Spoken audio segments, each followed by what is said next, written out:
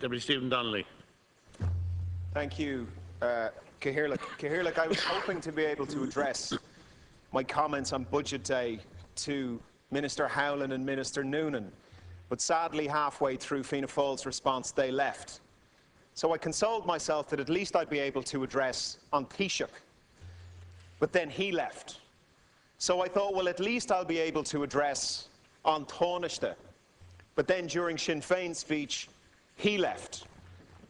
I mean, that is no disrespect to Minister Quinn, but I think it is an absolute outrage that on Budget Day, Cahirlock, neither Minister Noonan nor Minister Howlin would see fit to wait in Dáil Éireann to hear what members of Dáil Éireann have to say. I'm sure both ministers are dying to get on the 6 o'clock news, but we could have started before 2:30 today if that was the case.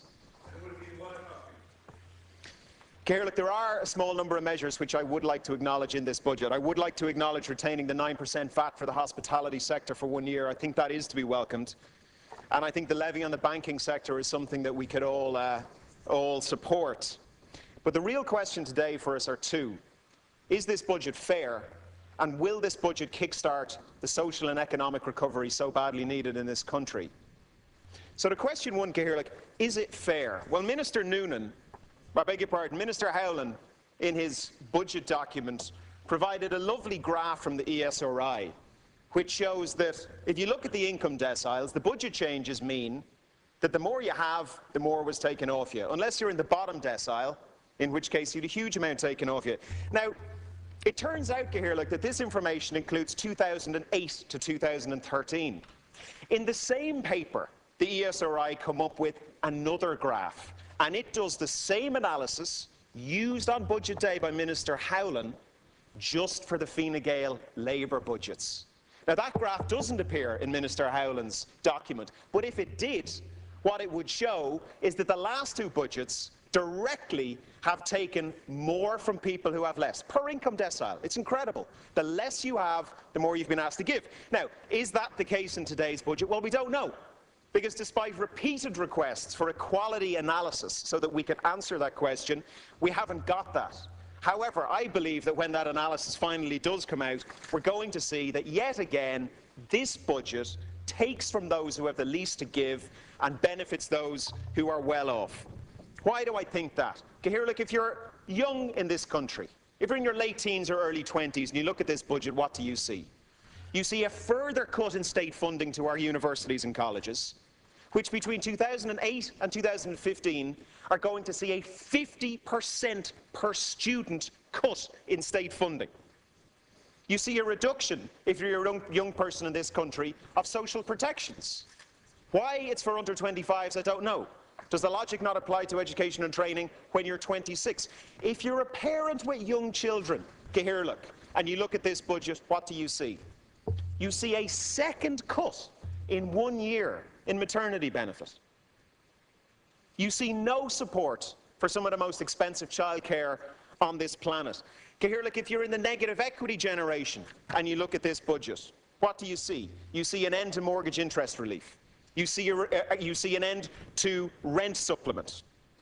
You see a full year of local property tax coming your way, whether you own the house or not.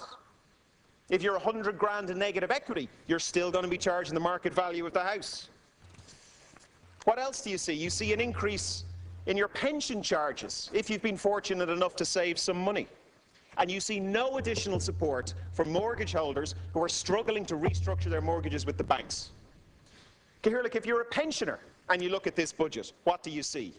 You see a cut in medical cards, you see a cut in household benefit, and you see a cut in the invalidity pension. If you're a local employer and you look at this budget, what do you see? You see the cost of employment rising through having to pay more in sick pay. You see total tax relief for entrepreneurial activity in this budget totalling €7 million. But you don't see anything about lowering the cost of employment, and you don't see anything, for example, on making local authority rates more affordable.